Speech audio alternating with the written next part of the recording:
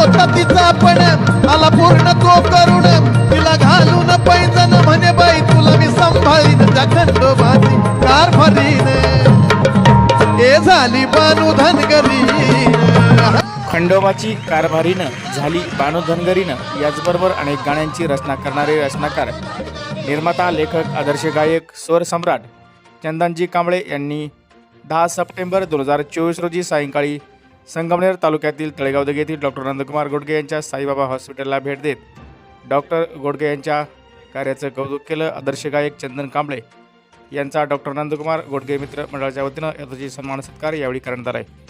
त्याप्रसंगी उपस्थित मान्यवरांनी आदर्श गायक चंदन कांबळे यांच्या कार्यास नमन करत शुभेच्छा दिल्या आहेत. तर यावेळी डॉक्टर गोडगे मित्रमंडळाचे सदस्य मोठ्या संख्येनं यावेळी हजर होते. आज आपलं तळेगाव इतकं धन्य आहे की या देशाचे नामवंत गायक ख्यातनाम गायक असे चंदनजी कांबळे साहेब आपल्या तळेगावमध्ये आले आणि आपल्या गावचे नंदकुमार गोडगे साहेब यांनी त्यांचा सत्कार केला.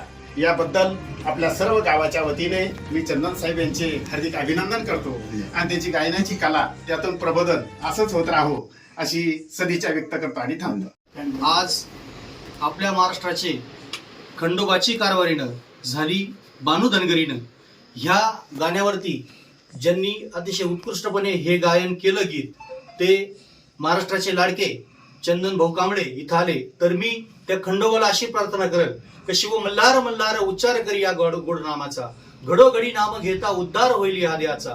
ज्या चंदन भाऊंनी ह्या खंडोबाचं गाणं गायलंय त्यांचा देहाचा ह्या उक्तीप्रमाणे शिव मल्हाराच्या कृपेने खूप खूप उद्धार हो अशी मी खंडोबाचरणी प्रार्थना करतो. आणि असे हजारो नव्हे तर लाखो गाणे खंडोबा त्यांनी करावा अशी मी त्यांना सदिच्छा व्यक्त करतो आणि मी थांबतो. आपल्या तळेगाव नगरीमध्ये महाराष्ट्रातील एक प्रसिद्ध गायक आवाजाचे जादूगर माननीय श्री चंदनदादा कांबळे हे आज तळेगाव या ठिकाणी आले. साईकृपा हॉस्पिटलचे संचालक डॉक्टर नंदकुमार गोडगे यांच्या हस्ते आपल्या सर्वांच्या उपस्थितीमध्ये त्यांचा यथोचित सन्मान करण्यात आला. खरं तर चंदनदादांची येडोळ्यावरती खूप श्रद्धा आहे. आपल्या आवाजाने ते सर्व आपल्या प्रेक्षकांना ते मंत्रमुग्ध करतच असतात. आपल्या पहाडी आवाजानं त्यांचं जे गाणं सांगितलं आता की खंडोबाची कारभारीनं बानू धनगरीनं अशाच प्रकारचे अनेक गाणे त्यांचे हिट होत राहो हीच येडोळ्याचरणी प्रार्थना करतो आणि दादांना पुढील त्यांच्या वाटचालीसाठी खूप खूप शुभेच्छा देतो.